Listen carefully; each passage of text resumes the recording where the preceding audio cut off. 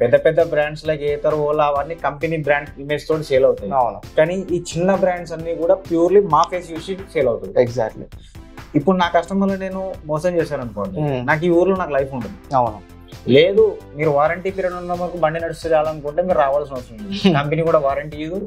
30,000 తిరిగిన తర్వాత బండి అయిపోతుంది. అప్పుడు మీరేమంటారు, నేను ₹1,00,000 పెట్టి బండి కొనుక్కున్న 3 years లో డబ్బులు రిటర్న్ వస్తాయి అనుకుంటే ఉల్టా డబ్బులు పెట్టాల్సి వచ్చింది. ఓన్లీ ఓలా వాళ్ళకి సర్వీస్ పొటెన్షియల్ లేదు కాబట్టి రావద్దని చెప్తున్నాడు. కానీ ఏ డీలర్షిప్కి వెళ్ళిన అదర్ దెన్ ఓలా ప్రతి బ్రాండ్ కి డెడికేటెడ్ సర్వీస్ సెంటర్స్ ఉంటాయి. సర్వీస్ సెంటర్ లో వాళ్ళు క్లియర్ గా చెప్పేది సర్వీస్ కి రావాలి. ఇప్పుడు ఒక డీలర్ అనే అతను ఒక బ్రాండ్ ని సెలెక్ట్ చేసుకునేటప్పుడు ఆ బ్రాండ్ లో ఏ క్వాలిటీస్ చూడాలి, పొటెన్షియల్ ఎక్కడ ఉందని ఎలా తెలుసుకోవాలి?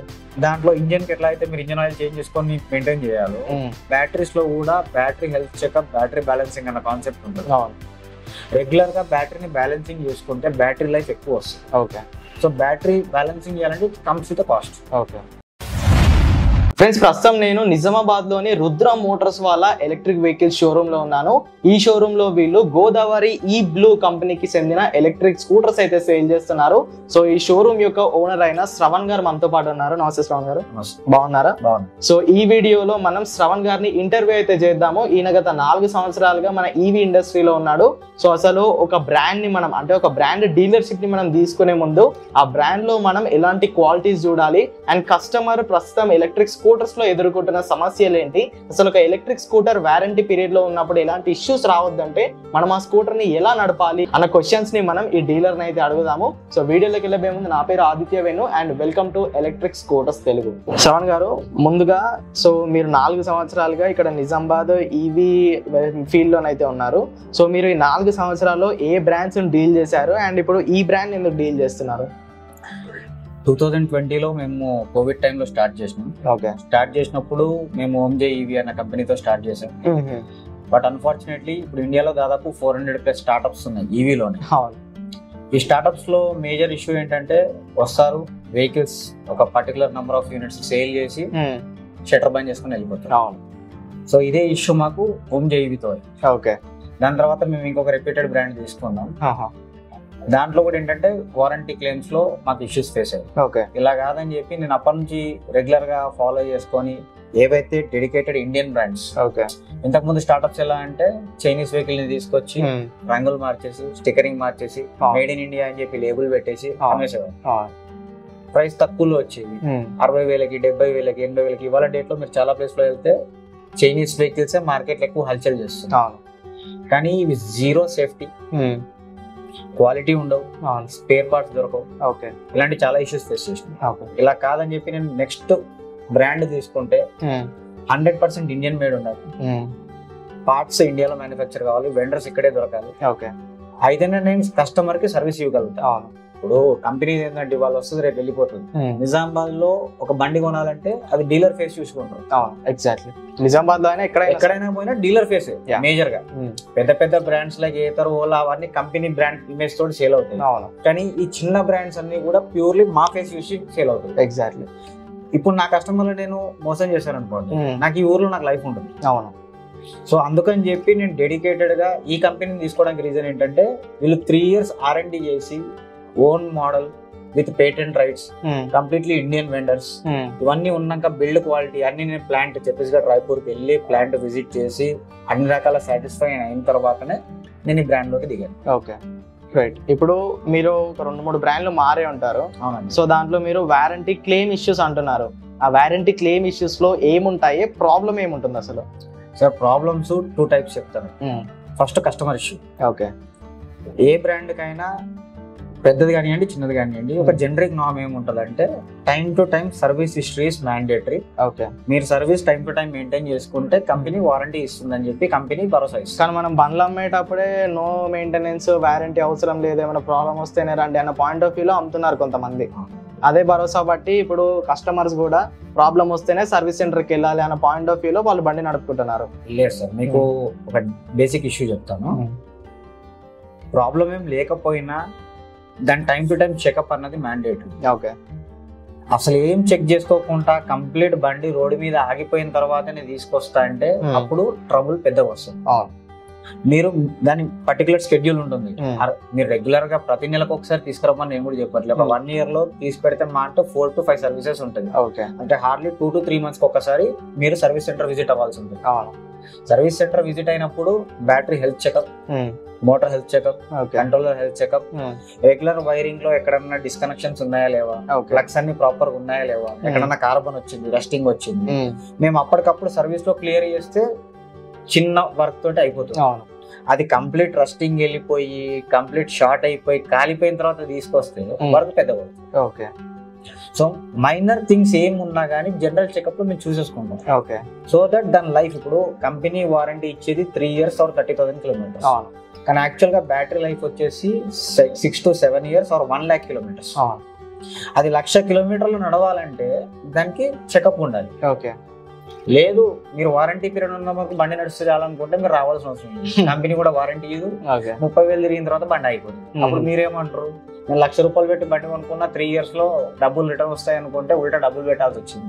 ఓకే, సో ఇప్పుడు మీ ప్రకారం కస్టమర్ అన్న ఒక వ్యక్తి సంవత్సరంలో కనీసం ఒక 4 సార్లు అయినా సర్వీస్ సెంటర్ కి రావాలి. దాని షెడ్యూల్ ప్రతి వెహికల్ కు షెడ్యూల్ ఉంటుంది. ఓకే, ఈ టైం కి రావాలి, దాని షెడ్యూల్ మీరు మెయింటైన్ చేస్తే చాలు. ఓకే, ఇప్పుడు నేను ఇక్కడ షోరూమ్ వాళ్ళది తప్పంటానండి. ఎందుకంటే వాళ్ళు పోర్ట్రే చేయడం ఏమో జీరో మెయింటెనెన్స్, జీరో సర్వీస్. ఇప్పుడు ఓలా లాంటి వాళ్ళు అయితే సర్వీస్ సెంటర్ కే రావద్దు అంటున్నారు. వాళ్ళు ఇష్యూ ఉంటేనే అది స్లాట్ బుక్ చేసుకోండి, సర్వీస్ సెంటర్ కి రండి అన్న పాయింట్ ఆఫ్ వ్యూ లో వాళ్ళు పోర్ట్రే చేస్తున్నారు. సో ఆ పెద్ద బ్రాండ్స్ అంటే ఇంపాక్ట్ ని తీసుకోగలవు. ఇప్పుడు చిన్న బ్రాండ్స్ డీలర్ ఫేస్ చూసి కొనే వాళ్ళు అయితే ఖచ్చితంగా ఇంపాక్ట్ డీలర్ కు ఉంటుంది. సో ఈ పాయింట్ ఆఫ్ వ్యూలో ఏం చెప్తారు మీరు? సార్, పెద్ద బ్రాండ్స్ వాళ్ళు కూడా మీరు ఇతరులోకి వెళ్ళినా వాళ్ళ మాన్యువల్ బుక్ చదవండి, సర్వీస్ షెడ్యూల్ ఉంటుంది. ఓకే, ఓన్లీ ఓలా వాళ్ళకి సర్వీస్ పొటెన్షియల్ లేదు కాబట్టి రావద్దని చెప్తున్నాడు. కానీ ఏ డీలర్షిప్ వెళ్ళినా అదర్ దెన్ ఓలా ప్రతి బ్రాండ్ కి డెడికేటెడ్ సర్వీస్ సెంటర్స్ ఉంటాయి. సర్వీస్ సెంటర్ లో వాళ్ళు క్లియర్ గా చెప్పేది సర్వీస్ కి రావాలి. మేము డెలివరీ ఇచ్చేటప్పుడు కస్టమర్ కి క్లియర్ గా టైం టు టైం సర్వీస్ చేయించుకోండి, చేయించుకుంటే వెహికల్ లైఫ్ బాగుంటది. 3 సంవత్సరాలు అంటే బండి 3 సంవత్సరాలే నడపాలని మేము కోరుకోం.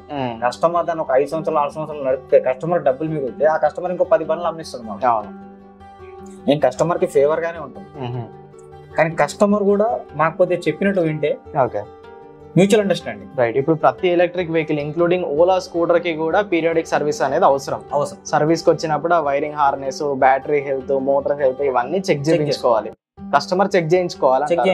రైట్, ఇప్పుడు ఒక డీలర్ అనే అతను ఒక బ్రాండ్ ని సెలెక్ట్ చేసుకునేటప్పుడు ఆ బ్రాండ్ లో ఏ క్వాలిటీస్ చూడాలి, పొటెన్షియల్ ఎక్కడ ఉందని ఎలా తెలుసుకోవాలి?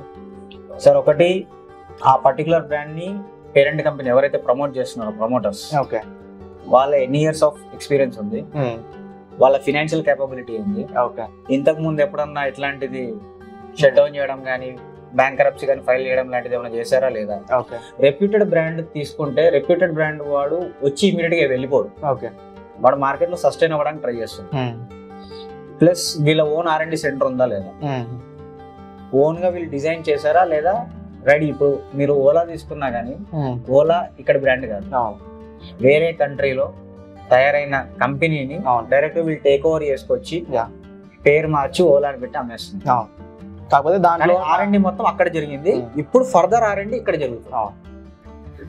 మీరు R&D సెంటర్ బెంగళూరు లో ఉంది, దీనిది రాయ్పూర్ లో ఉంది, మా ఈబ్లోది. డెడికేటెడ్ R&D సెంటర్ ఉందా లేదా, R&D సెంటర్ లో వెహికల్ వీళ్ళు ఓన్ గా డిజైన్ చేసి టెస్ట్ చేసి బయటకి ఇచ్చారా లేదా, అది చెక్ చేసుకోవాలి. రైట్, ఏదో అసెంబ్లీ వెహికల్స్ తెచ్చాము, ఫిట్టింగ్ చేసినాము, బయటకు నూకినాము అన్నట్టు అమ్మితే ఇవాళ అమ్ముతాం. స్టార్టింగ్ లో ఈ వెహికల్స్ అన్ని కూడా మీరు బయట చైనీస్ వెహికల్స్ చూస్తే 1 year వారంటీ ఇస్తారు. 60,000 బండి వస్తుంది. కస్టమర్ కూడా 1 year దాకా ఏది పాడగలరు. 1 year తర్వాత ప్రాబ్లమ్ స్టార్ట్ కాగానే నా 1 year టైం అయిపోయింది, వారంటీ టైం అయిపోయింది, నా దగ్గర రావద్దు అంటాడు. దాన్ని రిపేర్ చేయించుకోవడానికి వాడికి ఆల్మోస్ట్ ఆల్ వెహికల్ కొన్న కాస్ట్ అయింది. బ్యాటరీ పాడైంది, మంచి క్వాలిటీ లిథియం బ్యాటరీ 60 volt ఒక 40H బ్యాటరీ కావాలంటే 45,000 to 50,000 పెట్టాలి. మంచి క్వాలిటీ, లో గ్రేడ్ క్వాలిటీ ఇప్పటికీ దొరుకుతాయి మార్కెట్ లో. కస్టమర్ వచ్చి దాని స్టాండర్డ్ ఎంత, సేఫ్టీ ఫీచర్ ఎంత, వారంటీ ఎంత, ఇవేం అడగడు. సర్వీస్ సెంటర్కి వెళ్తాడు, ప్రైస్ అడుగుతాడు, వెళ్ళిపోతాడు. ప్రైస్ ఒకటే ప్యారిటీగా పెట్టుకుంటే ఈవీలో క్వాలిటీ రాస్తారు. మీరు ప్రైస్ పెట్టినప్పుడే క్వాలిటీ వస్తుంది. ఇప్పుడు మన ఎలక్ట్రిక్ వెహికల్స్ ని జీరో మెయింటెనెన్స్ వెహికల్ అని చెప్పి సేల్ చేస్తున్నాము. సో సర్వీస్ కి వచ్చినప్పుడు అతనికి ఫ్రీ సర్వీస్ ఇవ్వడం అనేది పాసిబుల్ కాదు డీలర్ పాయింట్ ఆఫ్ వ్యూలో ఆలోచించుకుంటే. సో ఆయన డబ్బులు అనేది పే చేయాల్సి ఉంటుంది. సో ఆ పాయింట్ ఆఫ్ టైంలో కస్టమర్ కొంచెం ఫ్రస్ట్రేట్ అయిపోయి అసలు ఎలక్ట్రిక్ వెహికల్స్కి నాకు పెట్రోల్ వెహికల్కి ఒకటే కాస్ట్ వస్తుంది, ఇంకా ఫ్రీ ఏంటి, ఈ గ్రీన్ ఏంటి, పెట్రోల్ పోవాల్సిన అవసరం లేదు, నాకు ఇదే ఎలక్ట్రిక్ కాంపోనెంట్స్కి అంతా అయిపోతుందని బాధపడుతున్నారు. సో ఆ పాయింట్ ఆఫ్ టైంలో అసలు కస్టమర్ ఏ విధంగా బండిని నడపాలి, ఇష్యూస్ రాకుండా ఉండాలంటే మనం బండిని ఎలా మెయింటైన్ చేయాలి? Sir first of all zero maintenance అన్నది యాక్చువల్ కాన్సెప్ట్ పెట్రోల్ విషయంలో. ఇప్పుడు మీరు ఒక రెప్యూటెడ్ ఎలక్ట్రికల్ స్కూటీ తీసుకున్నారు, మీరు స్కూటీని స్కూటీతో కంపేర్ చేయండి. చాలా మంది ఏం చేస్తారంటే ఒక స్కూటీని బైక్ తో కంపేర్ చేస్తారు. ఓకే, స్కూటీని స్కూటీతో కంపేర్ చేసినప్పుడు మీరు ఏ పెద్ద బ్రాండ్ పెట్రోల్ బండి స్కూటీ తీసుకున్నా 1 లీటర్ కి 35-40 మాక్సిమం అది ఇచ్చిన పెట్రోల్ డబ్బులు మాత్రమే సేవ్ అవుతాయి. ఓకే, సర్వీస్ కి వచ్చిన వేరెంటేర్ వచ్చిన, for example tyres, liners, brakes, sensors, ఇవి వేరెంటేర్ ఐటమ్స్. వేరెంటేర్ ఐటమ్స్ దేనికైనా అరిగిపోతాయి, దానికైనా అరిగిపోతాయి. ఖర్చు దీనికి ఉంటది, దానికి ఉంటుంది. ఓకే, సో సర్వీస్ ఖర్చు కంప్లీట్ గా వెళ్ళిపోతుంది అని నేను చెప్పాను. ఇప్పుడు దాంట్లో ఇంజన్ కి ఎట్లా అయితే మీరు ఇంజన్ ఆయిల్ చేంజ్ చేసుకొని మెయింటైన్ చేయాలో, బ్యాటరీస్ లో కూడా battery health checkup, battery balancing అన్న కాన్సెప్ట్ ఉంటుంది. రెగ్యులర్ గా బ్యాటరీని బ్యాలెన్సింగ్ చేసుకుంటే బ్యాటరీ లైఫ్ ఎక్కువ వస్తుంది. ఓకే, సో బ్యాటరీ బ్యాలెన్సింగ్ చేయాలంటే it comes with cost. Okay, so ఆ కాస్ట్ అన్నది మీ ఇంజన్ ఆయిల్ కంటే, ఇంజన్ ఆయిల్ మెయింటెనెన్స్ కంటే తక్కువ ఉంటుంది. కానీ కంప్లీట్ జీరో అని మాత్రం నేను చెప్పాను. ఏదైనా ఒక మిషన్ రన్ అవుతుందంటే దానికి ఖచ్చితంగా మెయింటెనెన్స్ ఉంటుంది, వేరెంటియర్ ఐటమ్స్ అనేవి ఉంటాయి. ఇప్పుడు మీరు బ్యాటరీ బ్యాలెన్సింగ్ అన్నారు, నేను 2-3 డీలర్స్ అండ్ సర్వీస్ టెక్నీషియన్స్ కూడా నాకు ఈ మాట చెప్పారు. ఖచ్చితంగా ఒక 4 to 6 months ఒక్కసారైనా ఎలక్ట్రిక్ వెహికల్లోని బ్యాటరీలో బ్యాలెన్సింగ్ అనేది చేయించాలి అంటారు. సో ఈ బ్యాలెన్సింగ్ లో ఏమవుతుంది, ఈ బ్యాలెన్సింగ్ యొక్క ఇంపార్టెన్స్ ని మీరు కస్టమర్స్ కి ఏ విధంగా ఎక్స్ప్లెయిన్ చేస్తారు? ప్రతి బ్యాటరీలో 150 to 200 సెల్స్ ఉంటాయి. ఈ సెల్స్ అన్ని కూడా ఒక set of parallel and series combination లో లోపల ఫిట్ అయి ఉంటాయి. సో ఫస్ట్ సిరీస్ లో ఉన్న దానిపైన ఎప్పుడు లోడ్ ఎక్కువ పడుతుంది. చార్జ్ అయినప్పుడు కానీ డిశ్చార్జ్ అయినప్పుడు కానీ ఫస్ట్ దానిపైన లోడ్ ఎక్కువ పడుతుంది. ప్లస్ లోపల కూడా మీరు నార్మల్ చార్జర్ తో పెట్టినప్పుడు 100% ప్రతిసారి అన్ని సెల్స్ లో ఈక్వల్ గా చార్జ్ అవుతుంది అన్న గ్యారంటీ లేదు. కొన్ని సెల్స్ లో ఎక్కువ కావచ్చు, కొన్ని సెల్స్ లో తక్కువ కావచ్చు. ఒక ఇంబ్యాలెన్స్ అనేది క్రియేట్ అవుతుంది. ఇది ఇంబ్యాలెన్స్ ఎక్కువ ఎవరు క్రియేట్ అవుతుంది అంటే, కొందరు ఉంటారు 100% ఫుల్ ఛార్జ్ పెట్టినాక మళ్ళీ 10% వచ్చినాకనే ఛార్జ్ పెడతారు. ఓకే, అటువంటి వెహికల్స్ లో ఈ ఇంబ్యాలెన్స్ తక్కువ క్రియేట్. ఇంకొంత కస్టమర్స్ ఎట్లా ఉంటారంటే, ఒక 10 kilometers మళ్ళీ ఛార్జ్ పెడతారు, 15 kilometers మళ్ళీ ఛార్జ్ పెడతారు. ఇంకొందరు ఒక్కసారి ఛార్జ్ పెట్టినాక దాన్ని 1 week దాకా ఛార్జ్ పెడతారు. ఓకే, అంటే వాళ్ళ డైలీ కన్సంప్షన్ కూడా 2 to 3 kilometers ఉంటుందని వాళ్ళ మెంటాలిటీ ఏంటంటే, ఇలా పెట్టిన వారం దాకా 10 రోజుల దాకా అట్లా చేస్తాం. అలా ఉన్నప్పుడు సెల్స్ లో ఇంబ్యాలెన్స్ క్రియేట్ అవుతుంది. ఓకే, బ్యాలెన్సింగ్ పెట్టినప్పుడు మేమేం చేస్తామంటే, వెహికల్ లో ఉన్న ప్రతి సెల్ డీప్ గా డిశ్చార్జ్ అయ్యి మళ్ళీ ప్రతి సెల్ ఈక్వల్ గా చార్జ్ అయ్యేలా దాన్ని మెషిన్ తో బ్యాలెన్సింగ్ చేస్తాం. అన్ని సెల్స్ ని ఈక్వల్ గా బ్యాలెన్స్ చేసి overall battery capacity, for example మా దాంట్లో 42 Ah బ్యాటరీ కెపాసిటీ ఉంది. 60 volt 42 Ah. 42 కంప్లీట్ గా వస్తుందా రావట్లేదు. ఫర్ ఎగ్జాంపుల్ మేము పెట్టినప్పుడు 20-25 వచ్చింది. మా దాంట్లో స్మార్ట్ BMS ఉంటుంది. ఇమీడియట్ గా ల్యాప్టాప్ కనెక్ట్ చేయగానే ఏ పర్టికులర్ సిరీస్ లో వోల్టేజ్ ఎక్కట్లేదు, లేదా ఏ పర్టికులర్ సిరీస్ లో ఒక cell voltage nominal voltage 3.2 LFP అయితే upper cut off 3.7, lower cut off 2.8. NMCలోకి వెళ్తే nominal 3.7, upper cut off 4.2, lower cut off 3.2. ఈ వోల్టేజ్ లో అప్పర్ ఎంత వస్తుంది, లోవర్ ఎంత వస్తుంది, ఒకవేళ వస్తే మెయిన్ ఇష్యూ ఎక్కడ ఏ సిరీస్ లో ఉంది, ఆ సిరీస్ లో ఎన్ని సెల్స్ లో ఉంది మనకి సాఫ్ట్వేర్ ద్వారా తెలుస్తుంది. దాన్ని వెరిఫై చేసుకుంటూ ఇష్యూ ఉంటే దాన్ని పర్టికులర్గా సాల్వ్ చేయడానికి ట్రై చేస్తాం. అలా సాల్వ్ చేసినప్పుడు బ్యాటరీ అనేది ఓవర్ హీటింగ్ అవ్వదు. బ్యాలెన్సింగ్ చేయించుకుంటే లైఫ్ ఎక్కువ వస్తుంది. సెల్స్లో కూడా కాన్స్టెంట్ చార్జ్ డిశ్చార్జ్ బ్యాలెన్సింగ్ అవ్వడం వల్ల సెల్ లైఫ్ ఎక్కువ ఉంటుంది. ఇమీడియట్గా బస్టింగ్ అవ్వడం, థర్మల్ రన్ అవ్వడం ఇలాంటివి జరగవు బ్యాలెన్సింగ్ చేసుకుంటే. మీరు కంటిన్యూ వితౌట్ ఎనీ సర్వీస్ డెడికేటెడ్గా బండిని నడుపుకుంటూ వెళ్తే ఒక స్టేజ్ తర్వాత బ్యాటరీస్ డెడ్ అయిపోతుంది. దీనికి జనరల్గా మార్కెట్లో ఎంత ఖర్చు అవుతుంది, దీనికి అంటే ఒక సంవత్సరానికి ఎంత ఖర్చు అవుతుంది ఇదంతా బ్యాలెన్సింగ్ చేయించాలంటే? ఒకసారి బ్యాలెన్సింగ్ చేసుకోవడానికి ఒక బ్యాటరీకి 600 రూపీస్ నుంచి ఖర్చు అవ్వదు. ఒక బ్యాటరీకి బేస్డ్ ఆన్ ఇట్స్ కెపాసిటీ.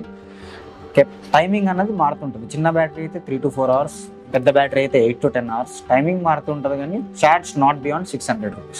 ఇప్పుడు మీరు చెప్పిన దాని ప్రకారం అయితే ఖచ్చితంగా ఒక ఎలక్ట్రిక్ వెహికల్ వాడుతున్న కస్టమర్ ఒక 4 to 6 months ఒకసారి అయినా సెల్ బ్యాలెన్సింగ్ అయితే చేయించుకోవాలి. థ్యాంక్ యూ శ్రవణ్ గారు, చాలా మంచి ఇన్ఫర్మేషన్ ఇచ్చారు. సో చూసారు కదా, ఎలక్ట్రిక్ వెహికల్స్ వాడుతున్న వాళ్ళు ఇన్పుట్స్ అయితే మీరు ఖచ్చితంగా ఫాలో అవ్వాలి. ఎలక్ట్రిక్ వెహికల్ యొక్క బ్యాటరీని 4 to 6 months ఒకసారి ఖచ్చితంగా బ్యాలెన్సింగ్ అయితే చేయించుకోండి. అండ్ మీరు కనుక డీలర్షిప్స్ కనుక తీసుకోవాలనుకుంటే ఆ డీలర్షిప్ లో ఏమేమి క్వాలిటీస్ చూడాలో మనకి శ్రవణ్ గారు అయితే క్లారిటీగా చెప్పారు. అండ్ ఇన్ కేసు మీకు ఈ గోదావరి ఈ-బ్లూ యొక్క డీలర్షిప్ కావాలనుకుంటే కింద డిస్క్రిప్షన్ లో ఉన్న నంబర్స్ కి మీరైతే కాల్ చేసుకోవచ్చు. సో చూసారు కదా, ఇదన్నమాట ఈ రోజు వీడియో. మరి వీడియో కనుక మీకు ఇన్ఫర్మేటివ్ గా అనిపిస్తే ఖచ్చితంగా లైక్ చేయండి. అండ్ మీకు ఇంకా ఏమైనా డౌట్స్ ఉంటే కింద కామెంట్ చేసేయండి. వీడియో కింద నెక్స్ట్ వీడియోలో మళ్ళీ కలుసుకుందాము. Until then, go green, go electric.